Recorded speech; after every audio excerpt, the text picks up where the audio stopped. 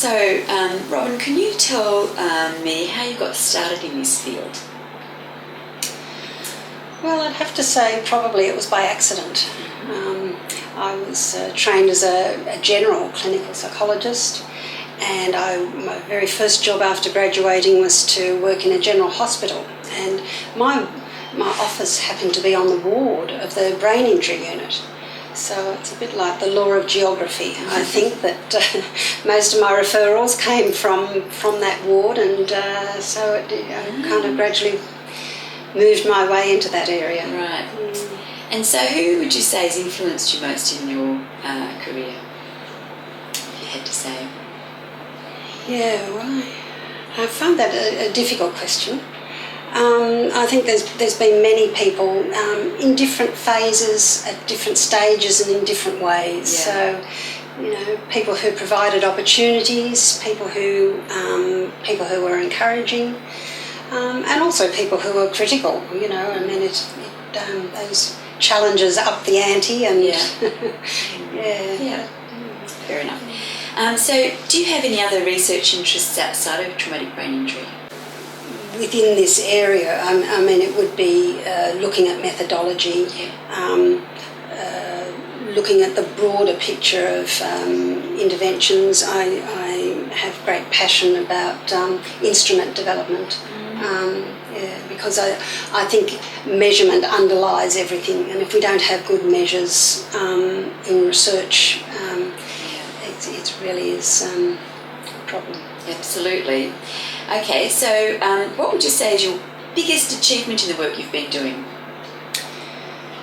Well, we have been talking about PsychBite, and I probably have to say that it was PsychBite. I mean, again, it was something that I fell into a bit by accident. I remember a conversation, a policymaker actually said to me, well, how do psychologists choose the intervention that they're going to apply with their patient? And I had to say, well, I don't know. And they said, well, there's Pedro for physiotherapists. What is there for psychologists? And that's in fact how PsychBite started. So we're one of my colleagues at the institute where I worked developed Pedro, and so we had conversations, and PsychBite grew out of that. So a database of all of the published literature for interventions for acquired brain impairment. And what would you say is what would you say has made you successful in your career? What are some of the things that you think have helped? Well, I think it's that burning passion. Having the fire in the belly, the interest, and that started off when I was a clinician and seeing the challenges of people with brain injury.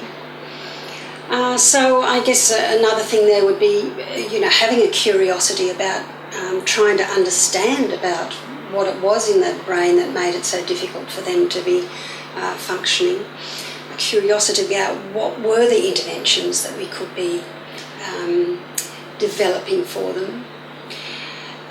So kind of wanting to contribute something to make a difference to people's lives. And probably one would have to say, a lot of hard work, a lot of long hours. Yeah.